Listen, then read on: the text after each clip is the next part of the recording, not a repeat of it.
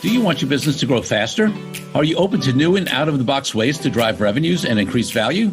How do you imagine the most successful entrepreneurs and business leaders double, triple, or expand their businesses tenfold or more? The answer is Deals. This is a weekly podcast featuring conversations with business owners, executives, and leaders as we reveal behind-the-scenes details that give you, our listeners, the confidence to pursue your own deal-driven growth. On the show, we discuss a huge variety of deals, everything from large, complex mergers and acquisitions to smaller deals that you can do even without significant capital. My name is Corey Kupfer, and I've been supporting deal-driven growth for businesses for 35 years as a successful entrepreneur, professional negotiator, and attorney. My goal is to help you strategize, plan for, find, and complete deals that will help your company grow faster. Welcome to the DealQuest Podcast. Let's get started. Scott Hallman is the silent assassin that business owners hire to find hidden profits. Scott's companies have twice been named in the Inc. 500 list, number 59 and number 106, of the fastest growing privately held companies in America. He also co-founded an IT consulting company that grew from zero to 85 million in just 21 months and was valued at nearly $1 billion. Scott launched his first coaching program with Jay Abraham, and his advice has led to billions of dollars for thousands of entrepreneurs in over 280 industries, ranging from biotech to a pumpkin grower. Yes, you read that right. As a sought-after speaker, he has impacted over 150,000 people. His mission is to help entrepreneurs rapidly accelerate profits without spending more money on marketing, sales, or technology, as well as increase the value of their businesses by 50 to 100%. Scott, welcome to the DealQuest Podcast. Thank you. Excited to be here. So Scott, I mean, we have so much we can talk about. I mean, I know, you had a roll-up that, that exited a significant amount. I know you do licensing deals. I know that you help people, rapidly scale their revenue and profits, not just with an interest towards making more money, but towards creating enterprise value, and all of those things affect deals. Well, before we get into any of that stuff, I want to take you back to when you were a little kid growing up, maybe 8, 10, 12 years old. What did you want to be? Because I think, running a roll-up firm and consulting people on growing businesses and creating enterprise value probably wasn't it back then, but you tell me. Well, I played basketball. That was my thing, but I wanted to be a carpenter because I grew up poor. Yeah, this is a true story. So the carpenters were making the big bucks, right? They were banging out the bucks, as they say, right? And that's what I wanted to do. And I thought, I'm going to go through school and I'm going to do that and make a lot of money because I couldn't fathom or dream that there was anything beyond that. I didn't have any money to go to college. Nobody I knew went to college. And so I'd love to tell you something more glamorous, like, I'd had this enterprising paper route with 15 people working for me, but it just wasn't there. Was not the case. Listen, it's why I love asking that question, because there's so many ways that people come to their business success and entrepreneurial ventures and deal growth. And one of my purposes of this podcast is to really open up people's mind to the possibility of growing through deals. And I think when we show that people from all walks of life, coming from poor, middle class, money, different backgrounds, entrepreneurial spirit early on, not so much at all, there's ways to get there. I think it's really helpful. So I think that's great. One more question looking back. What was your first deal of any type? However you define that you can remember. It could be something when you were young as a kid or early in your career, whatever comes to mind. Well, my actual first deal is being an entrepreneurial. Tell a funny story. We had this contest in school to sell. It was like a suitcase full of lights that flashed and emergency kits and different things for homes. And you had to go house to house and you had to sell this stuff. Okay. And, it was my first taste of being an entrepreneur. I was probably like 13, 14 years old or something. And I outsold everybody like 2 to 1. And it really, really got me inspired. So it's not necessarily a deal, but it launched me into entrepreneurship. That's for sure. Love it. I love it. Yeah, those are early experiences. So, all right, I want to work up to what you're doing now and what you help people with and this great licensing deal that you're doing. But let's go back a little bit, because we talked about this $1 billion company you built in, 21 months or something like that. And I know, even the concept of a roll-up, some people don't know what that is. Some people know what it is. Some people have bad connotations. I mean, I remember, I started doing roll-ups in the 80s and they were hot. And then they became like, this thing that, roll-ups are bad. And then of course they come back and, some roll-ups really work, some don't, some famously blow up. So talk to us a little bit about, that amazing experience of that journey. Yeah, there are two different kinds of roll-ups, so I keep it simple. It's probably more than that. But, the early roll-ups were we just take a bunch of like-kind businesses, slap them together, get a bigger multiple, sell it, and the operations aren't improved. The marketing's not necessarily improved. It's actually kind of a bit of a shell game, quite honestly. Yep. Then there are strategic roll-ups, right? A strategic roll-up is where you're rolling up for a purpose, right? So when we did the IT consulting, we were called One Inc., and our whole grand vision was to basically take all the touch points that are out there, customer service touch points, the sales touch points, all the marketing touch points with a customer, and pull them into one common view of the customer. That's what we were doing. So our roll-up wasn't buying a company and then doing tuck-ins that are similar. It was buying the internet at the time, the cutting edge internet technology companies, buying the marketing automation company. It was buying the call center company. It was buying the CRM integration company and putting it all together, right? So you're building value and creating something that nobody else had. And that was the secret of why, we were going out at 12.8 times revenue. So it was a bit crazy, and it was a crazy time back then. I get that, but that's the key, is that there needs to be a purpose to the roll-up if you really want to have it, not only succeed, but continue over the long run to continue to grow and add value.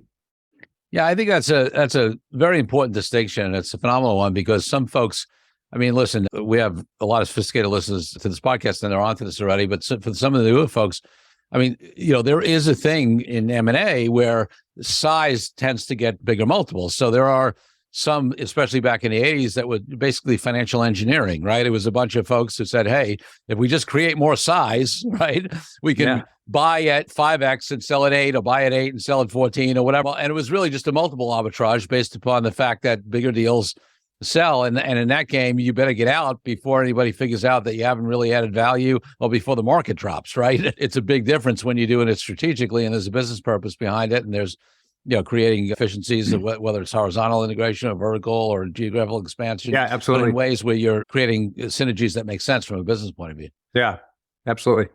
Good. So before we leave that, I want to talk a little bit about, how did you even come to the decision to choose to grow that way? What was the mindset? One of the things we talk about in this podcast a lot is that mindset shift, because my assertion is that there's a different mindset to an entrepreneur than people who work for people. Again, I don't have a value judgment on it, although for me, I'm on the entrepreneurial side, but know thyself. But then there's also there are plenty of entrepreneurs that don't do deals, that would not think about scaling through a strategic roll-up, right? They would just try to do it some other way.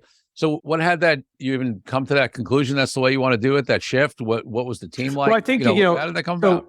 When I built my first company, on a business plan I created when I was going through the USC Entrepreneur Program.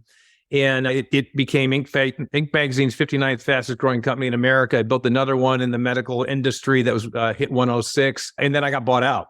Yep. And when I got bought out by a private equity firm who was doing, I guess I didn't know it was called a roll-up back then, right? That's effectively what they were doing. And I sold it at a nice multiple, which I won't disclose, but I will just tell you that 5 or 6 years later, it sold for $660 million. I did not get 660, and they didn't improve a damn thing. Right. They didn't improve. We already had a great company, but they just scaled my model. And so I thought, I wanted to learn from that. So when we went to, Mike McLaughlin was my co-founder for One Inc., and he was a former Booz Allen consultant. And we started this business off going, what do we want to do? We looked at buying and doing a roll-up in the waste management arena. And we looked at everything. Finally came across, there's this issue in this space, especially the CRM space. And when we looked at it, we said, okay, well, in order to do this, here's the skills we need. So we can either organically try to grow those, or we can go buy world-class companies and use our expertise to scale. And that's what we did. It was just looking for the fast track, right, at that point. And companies that any company out there that wants to grow and it doesn't have acquiring to do tuck-ins in their business model is just crazy. It's just, they just don't know. They're fearful, or they're not knowledgeable, or they're not watching your podcast enough, I guess. Yeah, I mean, listen, it's like I always say, in most businesses, you need to be able to have organic growth. You need to be able to figure out sales and marketing and get a client or a customer, another one, unless you're just built as an acquisition company to start. So I'm not saying organic growth is bad. In fact, we're going to get into that, and it's important. It's phenomenal. But there's all this whole other, way to grow, the inorganic deal-driven growth side that like too many people in my mind don't even touch. So yeah, I mean, do both, right? I just had a discussion with somebody. I was a guest on someone else's podcast, and we got into the whole build buy, decision that big companies make, right? Do we build it or do we buy it? And there's a reason why. I'm not saying they always buy. Sometimes it makes sense to build, but there's a reason why very often they decided it's better to buy it than to build it. Yeah. All right, let's get into what you're doing now at a higher level. I want to drill into a particular deal that I know we're going to talk about, but just talk about what you do for folks, for companies. We touched it quickly in the bio, but give us some more detail. Yeah, I mean, we talked. You and I had talked offline. That I've been known as being the profit optimization guy. I think if anybody's been to Tony Robbins' Business Mastery, the content on profit optimization is that's what I do. That's what I created. And so I think this discussion of build or buy, I think it's both. It's buy and build, right? So because the ability to be able to significantly increase EBITDA, but through this concept of optimization, instantly, whatever your multiple is, it goes up that amount. So I think it's both. And this is what I do is I look to say, for companies, my focus in this world is about what I call preparing, which is how do you get ready in advance? Because so many companies, as you know, if you're looking to sell, you're not ready. You decide you want to sell, you want to retire, you got a medical issue that happens or whatever in your life, and then you go to sell and you're not ready. You haven't put in just the fundamentals that would dramatically increase the value of your company. And, even when I sold my first company, I sold too soon. I was young. I was scared. I had a tiger by the tail. I had no mentor. And I left tens and tens of maybe hundreds of millions of dollars on the table. And so that's where my passion lies, is how do you prepare to get your business ready to sell? And then when you actually go through the process of selling, it's a wonderful experience versus what the hell did I just do? Yeah. All right. So how do you get your business ready, prepared to sell at higher multiples? Well, it's interesting because I had sort of 7 things I listed out, and mindset was the last one. And I've now moved it to the first one, because if you don't have the mindset, you're screwed. And I'll tell you why. Is because most entrepreneurs, they've built their business up, they've been successful, they've created a little bit of freedom for themselves, a little bit of money for themselves, and they're not that engaged in the business anymore. By the way, if they're too engaged, that's a problem. But if they're not engaged in the business anymore, and all of a sudden I'm saying you have to dive back in. You have to dive back in and do the work to get these things installed in your business. If it's still about you, you need to get your successor in place, get them trained so that you're not an owner-operated business, right? You have to get in and make sure you're optimizing your profitability, because every dollar is going to produce 5, 6, 7, 8, 9, 10 for you. And then you have to put the systems in place and the metrics in place to make sure that's duplicatable and repeatable, so the buyer has a lot of confidence, because we want people buying for the future. Yeah. We don't want them buying on the past. And so the mindset's important. If you can't get the mindset, I find, is none of those changes are going to be made, and they're going to drop into the 50% solution. I'll get 50% of what I want, or worse. They're going to be forced to stay when they don't want to stay, or they're going to be forced into an earnout, which is even worse. And so the mindset's important. If you can't get the entrepreneur back engaged, it's not going to be a great experience for them. See, anybody who listens to this podcast understands that I talk about mindset all the time, right? And it's, for me, it's a threshold thing. And so I love that you said that. And I swear to my audience that I did not put him up say that. I certainly did not put him up to switch the order. That's so, but yeah, I mean, it's right. I mean, I don't think in anything in life, you don't get anywhere unless you have the right mindset around it. So, all right. So I don't know that, you don't need to go through all the other 6 elements, although you can, but you want to hit some highlights on what else there is in that 7? Well, look, we always talk about differentiation, and I think that it's, as long as you are a me too, I call it compelling competitive advantage. As long as you're a me too, you're going to be valued as a me too. And so you have to create differentiation. Sometimes that's perceived, but oftentimes there's things you can put into place. So like when I was building my medical records company, that was the Inc. 500, 59th fastest growing company.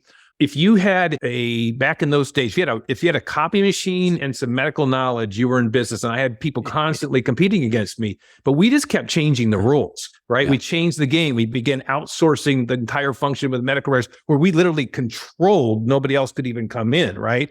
We had stupid things early on where I went and got this like $10 million errors and omissions policy. It may sound silly, but most of my competitors couldn't qualify for it. So I just created a risk problem for them handling confidential medical records. So you have to have sometimes it can be that simple to say we really have something that is different about us. It doesn't have to be, I created Facebook, but you have to have something that's different to get somebody confident they can leverage that going forward. So I think that's huge. Today, more than ever, is team. And I always thought culture was BS. In my book, Hypergrowth, which hits #1 on Amazon Kindle's bestseller list, I interviewed 12 rapidly growing Inc. 500 ranked 3 times or more in a row, so to sustain their growth, from 12 different industries. And as I'm interviewing them and trying to identify sort of the 7 keys to building a hypergrowth business, what kept coming out was culture, culture, culture. And I thought, oh yeah, you slap some mission statement on the wall, it's a bunch of crap. But there's a big difference between that and living and breathing it. Because today, we want people that want to be a part of our mission, a part of this, so they're not leaving and jumping to the next competitor. So the whole culture element of not just I've got, lattes and all, I'm not talking about that. I'm talking about there's a purpose being here. I belong here. We're doing something special is more important than ever. And I mean, those are a couple highlights I think that are really, really important right now, especially with the turnover we're seeing in companies. Yeah, and it's interesting on that culture piece and the turnover piece. I think there's so many elements to it. I mean, on the one hand, listen, I look back to my grandfather's generation, right? I mean, my grandfather was a New York City sanitation worker, put in his 20 or 25 years, whatever, got his pension, and then he was thrilled to get a job at IBM in a call center where he put in another 20 and they gave him a watch, right? Go watch when he retired, right?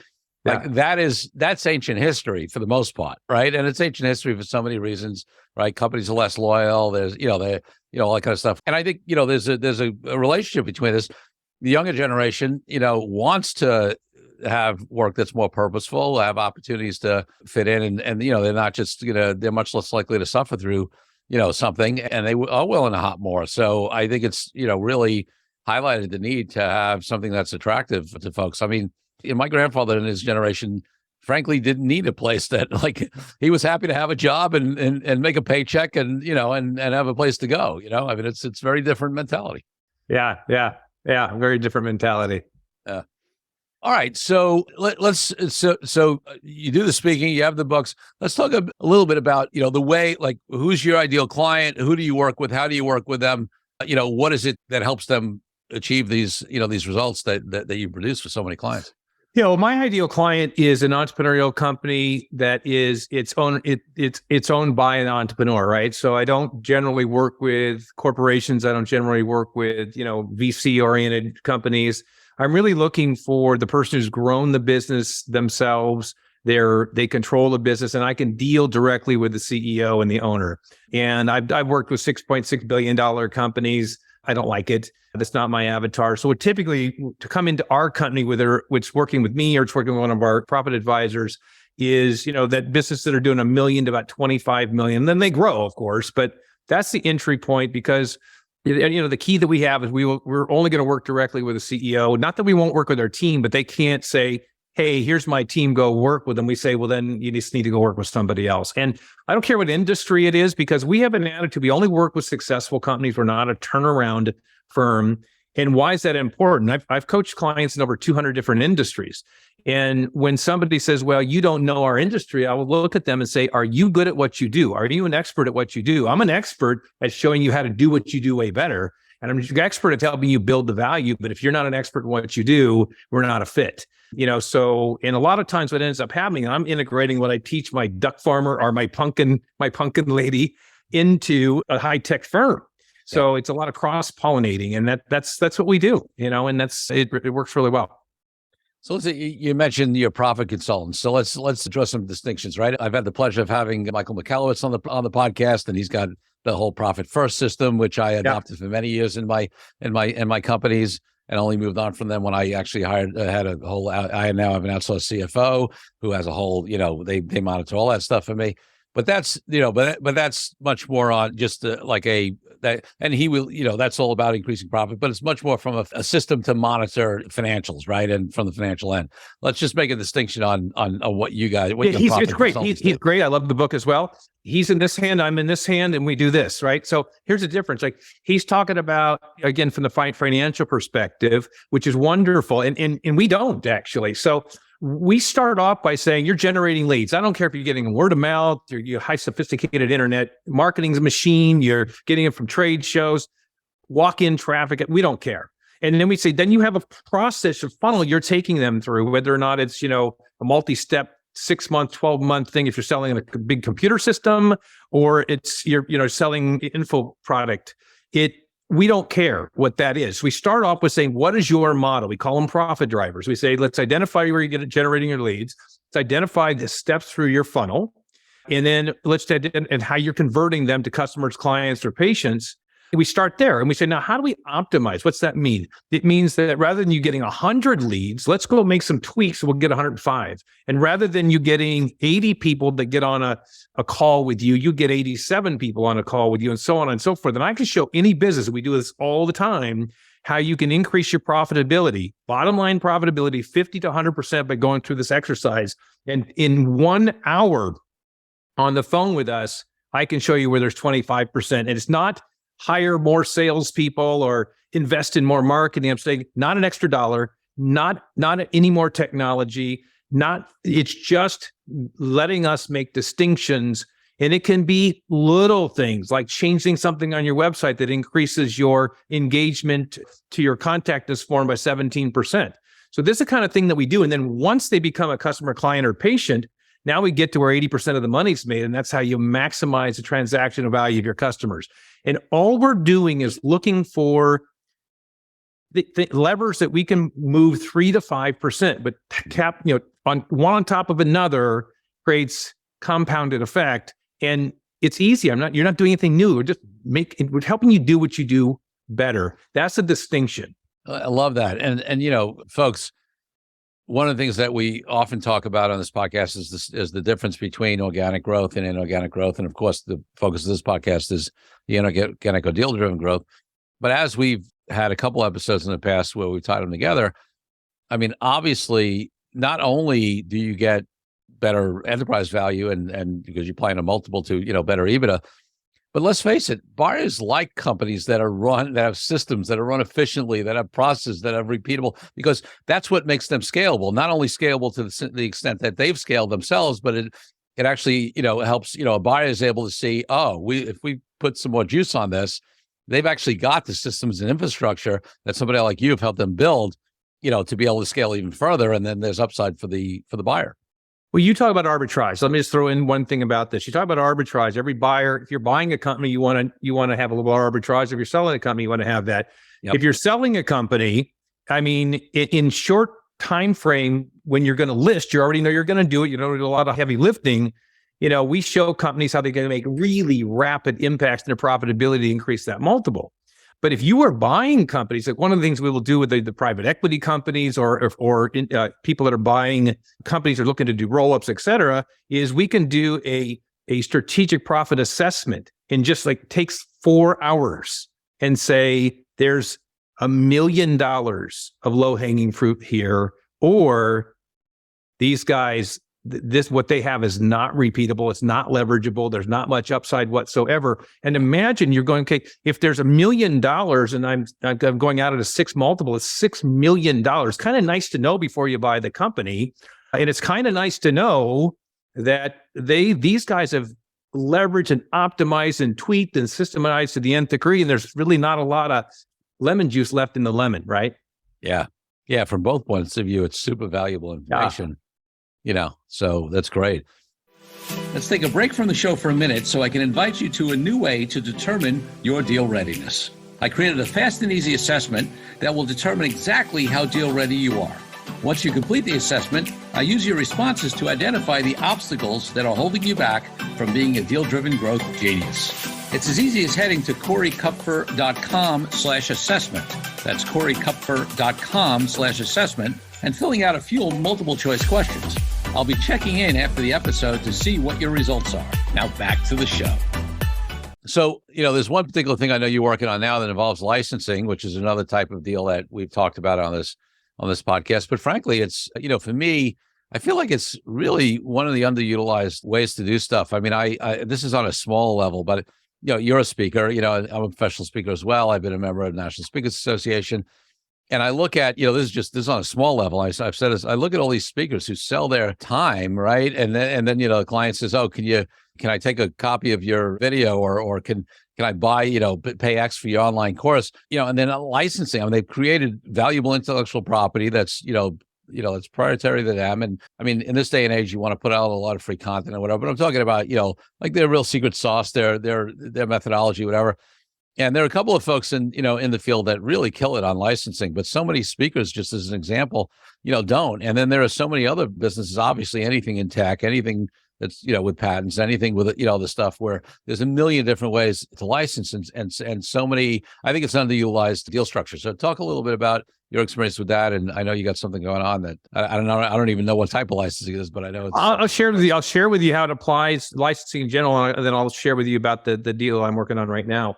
So with licensing, what ends up happening is I now have technology or I have a process or best practice, and I'm going to be able to reach a certain amount of the audience.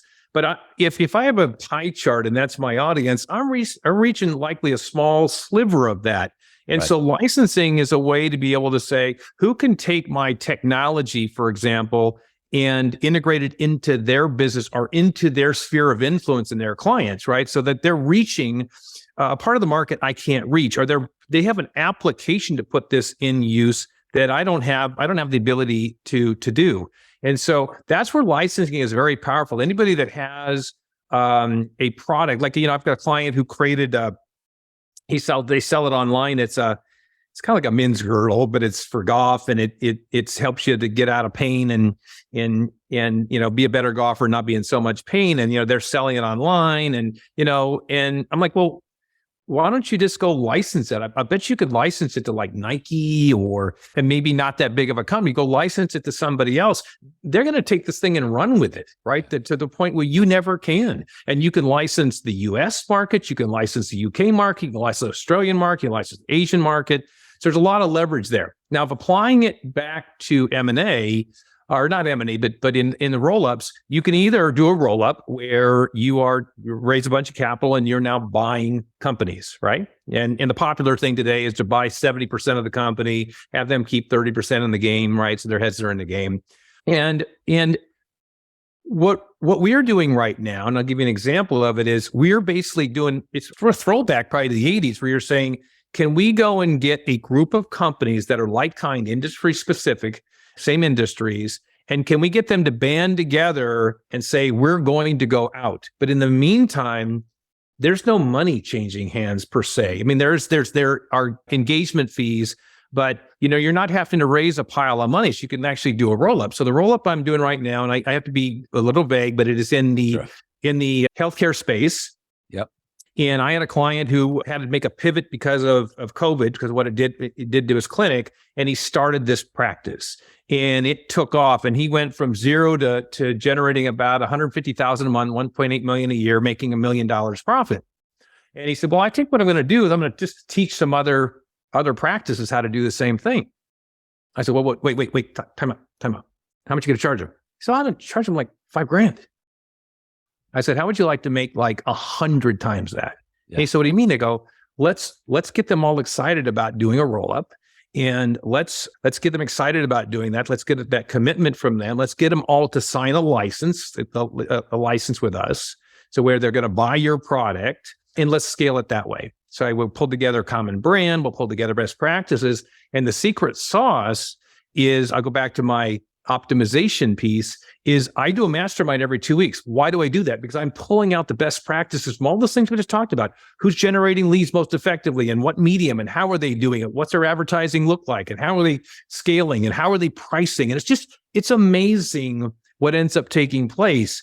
We had over one quarter, you take the same entities that were applying the strategies they learned from the mastermind, the organic sales were up 27%. Because it's all cheating. It's like cheating. It's like here's how I'm billing. Well, I'm not doing that. Or, so it's amazing. So we started that 18, maybe 19 months ago. Our run rate EBITDA right now is just south of 10 million. And you pick whatever multiple you want, because we're not in an industry where we have strong repeat sales and whatnot. It's probably with time we're probably at a 7, maybe a 7.5x. But we've created 70 to $75 million of value from thin vapor that didn't exist by combining licensing and then best practice integration. Does that make sense? Yeah, no, totally. So, I mean, I know we have to be careful here because it's on, you can't talk more specifically about the deal itself or even get into the industry, but what is so obviously there's these masterminds, and then what is is it just the content from this one guy that's being licensed, or is there a pooling, or like, how does that the way it works right now? So what you want to be able to do when you do this in the licensing agreement is anything that is created becomes the property of the newco, right? Of the holding company. That's a key. And sometimes, by the way, and I'm not a lawyer, not giving legal advice, but sometimes the rights are shared, but you certainly have the right to be able to use that best practice. Because look, the reality is, will everybody actually do the roll-up? Will everybody actually join in? Probably not, right? We are pretty simple. We just say, if you don't end up doing that, you continue to be a licensee or perhaps a franchisee, which is a common model, right? So, and that's what you do. And the breakthroughs are staggering. I'll give you an example. So we have the average transactional value of, say, $1,500. I'm going to make these numbers up, but I'll make sure the scale's correct. Sure. And then one of the licensees says, well, gee, we've now created 3 layers. Just think of it like bronze, silver, gold, platinum, right? And their average transaction value has gone from $1,460 to $1,850. Now, let me just say that another way. That is like $300 pure profit, less credit card fees and some sales commission for selling the same thing. Once you have that, it's complete with, here's what you say, here's how you position it, here's who you sell it to, here's who you don't sell it to. And I could go on and on and on all the way through our profit drivers to show how you can do this everywhere, because it's not one of these 37 is doing everything the best, right? So that's the magic of it all. You can probably see I'm pretty enthused about it because it's like strike zone for me. I love it. It's like, I could probably just do these masterminds for anybody that wants to do a roll up in an industry specific because they're just so fun, Yeah, no, it sounds that way. And it's a great model. I mean, listen, for the participants, it's like, okay, you can participate in the roll up, or you could just have gotten 27% increase in your sales from being in it and choose not to, right? I mean, that's pretty good result. As it is. So yeah, I love it. And look, I want to be transparent with everybody, which is that there's some complexities to it, and I don't have it all figured out. We're kind of doing this along the way, and there's some heavy lifting, not heavy lifting. There's some lifting to get everybody pulled together. And, I'm a systems person, so I'm systemizing, optimizing, creating best practices, everybody on, common financial systems with common chart of accounts. And, we are already doing mock P&Ls before we're all together, so we can basically show a history of financials. So there's some work to be done, but it's kind of cool going, do I raise a huge pool of money and invest all this money, or do I just kind of leverage, best practices and reputation, et cetera, and band people together to have the same outcome? Yeah. And listen, that's an important piece that you said. I mean, getting people on, whether even just the common charts of account or similar technology, whatever, obviously that goes back to an earlier comment you made with the distinction between just these 80s financial aggregators who are just putting a bunch of disparate things together and something that actually makes business sense, right? So now, if there is a roll-up of these firms, there's been synergies created, there's been efficiencies created, there's been additional profitability created, and it makes sense for them to come together. They don't have all these disparate systems and processes. So, I totally, that's an important part of the model. I get it. Makes sense. Yeah, and like, private equity or, somebody can come in and say, hey, there are you're only touching a small percentage of the marketplace. We can take and run with this. And it's so they have their own arbitrage. In addition to the higher multiples, there's enormous growth that can take place. And so it's just another pathway to getting to where I think many of your listeners, probably anybody who's doing the old classic roll-up's not going to like me. Right. Which is all good. All right. Before I get to my final two questions, is there anything else you wanted to mention, whether it's your books or your services or what you're seeing in the deal markets? No, I mean, I think anybody that if I've touched on a nerve and some excitement, you can go to scotthallman.com and just fill out a form to do a 15-minute discovery call with us or with me, depending upon who you are. And we'll just talk about whether or not you say that roll-up thing sounded really interesting, the licensing sounded interesting, or the whole mastermind thing. Could you do something like that for us? That's really what drives us right now. We're excited about. So just reach out there and we'll do a quick 15-minute discovery call. And if it warrants, we'll go from there. And if not, it's always wonderful to meet people and see what they're doing. I love it. Well, you anticipated that was my second to last question. I was going to ask you to give people an opportunity to connect with you. So that's perfect. And actually, before I go to my last question, I just want to highlight this because I'm such a fan of masterminds and I've been a member of Entrepreneurs Organization. We have something called Forum. It's not technically a mastermind, but it essentially, is. I've done it in other contexts. My wife does mastermind retreats with her socially conscious entrepreneurs and change makers who are looking to make money and make a difference in the world. Just talk a little bit about, I just spend another minute or two before we go to the final question on just the benefit of that. And, and I think they're magic. So, I'd love you to, spend just another minute or two on mastermind.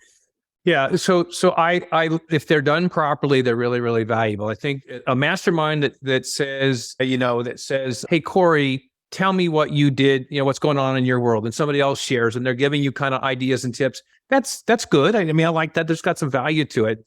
I'm a little bit more process driven, which is that, we're looking at specific opportunities and then taking enough time to peel back the onion right on the call or right in the live if you're doing it, and getting people to see how it applies to them. If you can do that in a mastermind, I use the term, it's like cheating to success, because you're just, somebody else has been there. If you want to do some new marketing campaign that's going to cost money, or you want to test radio or TV or some internet thing, get the ability to go to your mastermind and go, anybody else done this before? Right. And by the way, sometimes it's a disaster. Don't do it. It's like, you're pissing money down the toilet. Right. And then you go, okay, thank you very much. So sometimes it's avoiding mistakes or somebody else saying, learn from my mistakes. Here's exactly what you do. And you can't replace it. It's like, you get the 10,000 hour rule. A 10,000 hour rule means they have to do something 10,000 hours to become a master.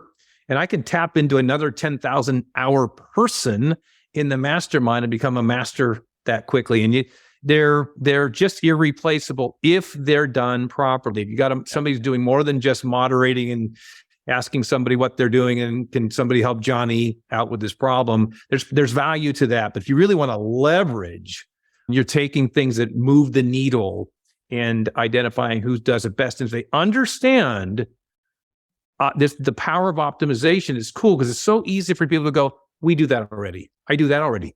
I go, I know, but if you can eke out another 8 or 10% from that, what you're already doing, think about what that's going to do to your EBITDA, what that's ultimately going to do to your exit, right? Yeah.